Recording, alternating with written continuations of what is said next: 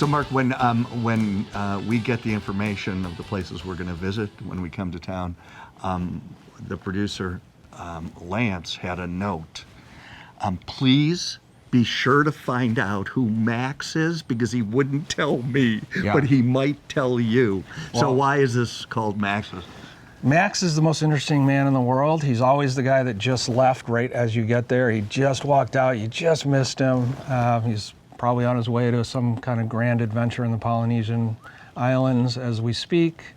But he'll be back some Max will be back. He'll be back. You just probably gotta stick not around. Before we leave, though, right? Probably not, but you never know. You never know when you'll see Max. He's kind of a fictitious character. And is it an urban tale around tiki bars, Max, or is it one that you created? We just kind of made it up. I think it's great. Yeah, actually. And you didn't tell Lance that, did you? No, I told him I'd tell you when you got here. But you know, another reason is that Martin Kate, my partner on this project, he was called Max as a kid. Okay. So we just decided to go with that and kind of create this story around it. So this is a sizable space that you have. Yeah, it's about 13,000 square feet, so pretty big. Are tiki bars this big? Or they used to be, as you said? In the old days, they were big supper club type event places with very lavish interior decor and a lot of tropical elements. I remember my parents going to Las Vegas and coming back. As I turned the corner, it was like, oh my God, Trader Vic's. It brought me right back. Was Trader Vic's in Las Vegas? Yeah, there was a Trader Vic's in every Hilton hotel at one point. Oh, there was? Yeah, back when Hilton only had Hilton, they didn't have the Hilton Garden Inn and all the different offshoot brands. When there were just Hiltons in all the major cities, they would each have a Trader Vic's in the basement usually. And was that a tiki influenced? Yeah, a lot of the stuff in here is from old Trader Vic's locations. Is that right? Yeah. Now, people are starting to incorporate a lot more of the vintage design into their tiki bars, and this is kind of the culmination of that, because I have the largest collection of tiki artifacts in the world. So what you're seeing in here is really the largest collection of this kind of stuff anywhere in the world. And it's museum quality. It's so great. And each one is different. Yeah. Oh my God. Yeah, there's no two things in here and no two areas that are alike. I tried to really mix it up and make every part of the restaurant different. Did you know my Aunt Luann? She had one. No, she had this. Yeah. Yeah, I got does this bring back all? I mean, this is most of the furniture is vintage. You know, we have to replace it every so often because it doesn't always last that long. But But yeah, there's about 500 tiki mugs in here. This is most of my collection. I still have quite a few at my house, but these are kind of my favorite mugs. But I don't drink out of these because these are kind of like artwork to me. Sure. Some people, though, will not buy a tiki mug unless they plan to drink out of it. It's kind of their rule, you know, but I personally just buy them for artwork. Where'd you get this guy? Because this is a... Yeah, everybody gets their picture. And is it concrete? What is this? No, it looks like concrete. It does. It's foam. It's foam. Yeah, like if you...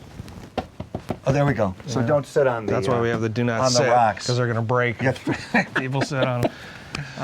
But yeah, this was made by a guy in the Detroit area that does churches and schools and... So did he make it for this space? Yeah, specifically. Nice. I sent him pictures and images. He sent me back a drawing. I made some edits, and then 3 months later it showed up here. He had to put it together in pieces.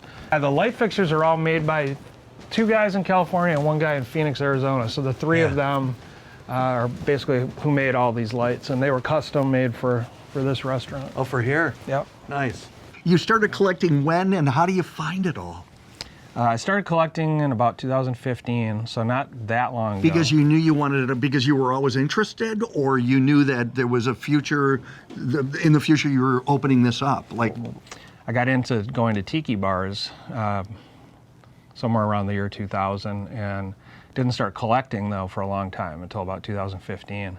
And I was lucky enough in 2017 to be able to purchase what was at that time the largest collection of tiki artifacts at an auction in Los Angeles. And I put them all in a warehouse, and then I started looking for a place to open my own tiki bar. Here in Grand Rapids? Well, we looked all over. We looked in California, Phoenix, Austin, Texas, Detroit. Finally settled on Grand Rapids just because it was a lot easier. I live here. All the stuff was stored here, and so that's why kind of. And all of these symbols mean something, yes?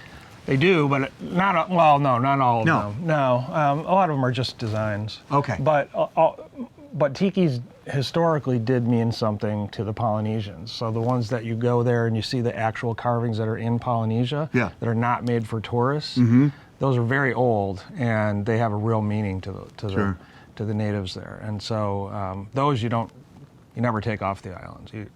You would always just not touch them. Oh, okay. But the ones that are in here were made by artists, and usually in California. So those tiki glasses, or what do you call them? Mugs? Is it Tiki mugs. Tiki Yeah. mugs, Yeah. which don't look like mugs to me. They look like Pieces of art, kind of. pieces right? of art, ceramic, tall glassware, right? Yeah. Yeah, but they're called mugs. Tiki mugs. Yeah. And what do you serve out of those? We serve various drinks that are on our menu.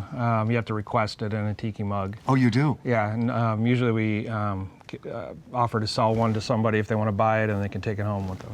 So you'll serve it in a mug that they can buy. Yeah, Yeah. So from the moment it's on the table, it's yours. if you want. Yeah.